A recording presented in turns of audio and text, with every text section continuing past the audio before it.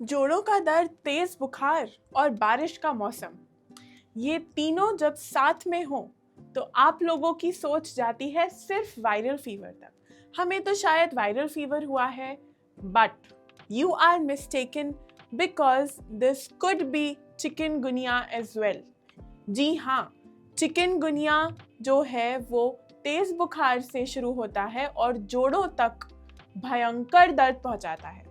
तो आज चलिए बहुत अच्छे से और सरल भाषा में समझते हैं कि चिकनगुनिया के लक्षण क्या होते हैं और उसके क्या टेस्ट करने चाहिए और फाइनली आप लोग उससे ठीक कैसे हो सकते हैं। तो चलिए समझते हैं। तो चिकनगुनिया होता क्या है?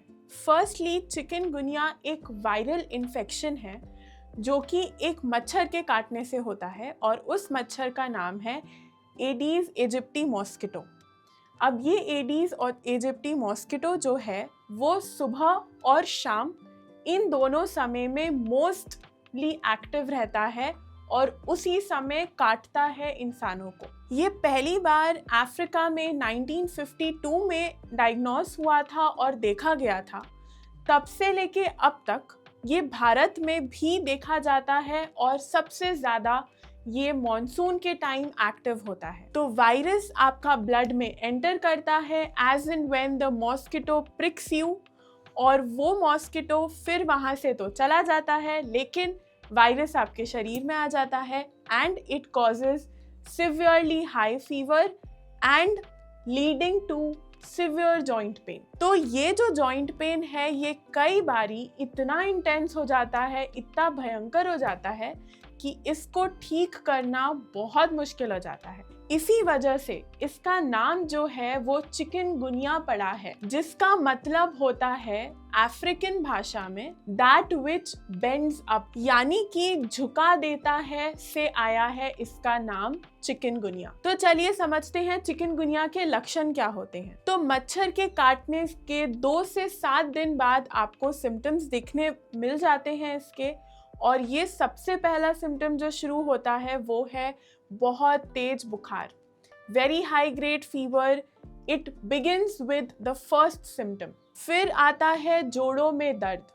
जोड़ों में इतना भयंकर दर्द होगा आपको कि आप लोग समझ नहीं पाएंगे कि हम अपने हाथ पैर हिलाएं कैसे, मूव कैसे करें, और कौन से जोड़ों में, जो आपके बिग जॉइंट्स हैं, आपका रिस्ट जॉइंट है, आपका नी जॉइंट है, एंकल जॉइंट है, वहाँ पे आपको भयंकर तरीके से दर्द होगा। इवन हल्का सा मूवमेंट में आपको बहुत दिक्कत होगी। फिर कई बारी बेहद ज़्यादा थकान और वीकनेस। सीधी सी बात है, जब शरीर में कोई वायरस है और आपको इतना तेज बुखार कॉज कर रहा है तो थकान और वीकनेस इंटेंसिवली होना तो जायज़ है। फिर कई बारी बहुत रेयर केसेस में देखने मिलता है बट होता है कि नौशिया और वॉमिटिंग, ये भी दिखाता है चिकनगुनिया। फिर जो है आपका सिर दर्द। सिर दर्द भी एक बहुत टिपिकल फीचर है चिकनगुनिया में। आपको बहुत भयंकर तरीके से सर में दर्द होगा, जैसे किसी ने जकड़ रखा है एकदम बुरी तरीके से। फिर जो आपकी स्किन है उसके ऊपर आपको स्पॉट्स दिखेंगे, रेड स्पॉट्स या स्किन रैशेस देखने मिलेंगे। That is another thing. तो ये थोड़े से जो सिम्टम्स हैं, स्टार्टिंग फ्रॉम अचानक से तेज बुखार आना से लेके नौशिया और वॉमिटिंग तक, आपको चिकनगुनिया में 2 से 7 दिन के अंदर में देखने मिलते हैं। फिर आप इसकी जांच कैसे कराएंगे, यानी कि इसमें आपको कौन से टेस्ट्स करने हैं। सबसे पहला टेस्ट है वो है RT-PCR। RT-PCR एक ऐसा टेस्ट है जो अर्ली डायग्नोसिस में बहुत मदद करता है और एकदम अर्ली साइंस और सिम्टम्स को देख के फटाक से आपके डायग्नोसिस पे आ जाता है टू कंफर्म कि इट इज़ चिकनगुनिया और नॉट। फिर हम बात करते हैं IgM एंटीबॉडीज़ की। IgM एंटीबॉडीज़ जो हैं, आपके शरीर में इम्यून सिस्टम जो आपका लड़ता है उसकी एक स्पेसिफिक एंटीबॉडीज़ होती हैं जो within 4 to 5 days activate हो जाती हैं, and you get to see them if you are testing them at the 4th day और पोस्ट 4 to 5 days। कहने का मतलब ये है कि एकदम आप लोगों को मच्छर ने अगर काटा है या आपको चिकनगुनिया लग रहा है तो आप एकदम जाके टेस्ट कराएंगे 1-2 दिन के अंदर तो कई बारी नहीं आ सकता है इनका काउंट रेज्ड। लेकिन if you wait and then you get it tested again और आपके शरीर में चिकनगुनिया है तो आपको इनका काउंट रेज्ड आएगा। फिर फाइनली हम बात करते हैं CBC। CBC is your complete blood count. CBC क्यों ज़रूरी है? क्योंकि ये हमें डिफ्रेंशिएट करने में मदद करता है कि चिकनगुनिया है या मलेरिया है या डेंगू है।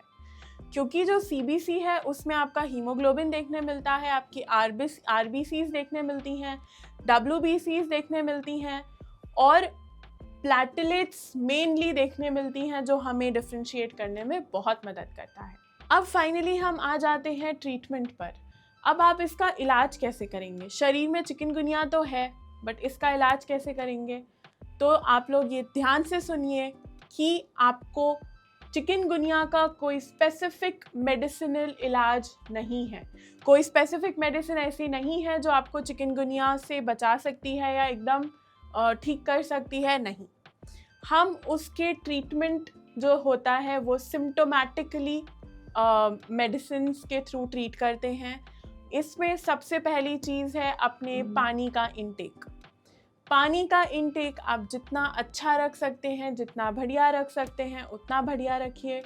और तो और नारियल पानी का सेवन करिए ताकि आपकी बॉडी कंप्लीटली हाइड्रेटेड रहे और जो भी टॉक्सिन्स हैं, जो भी ऐसी चीज़ें हैं वो फ्लश आउट हो जाएं शरीर से।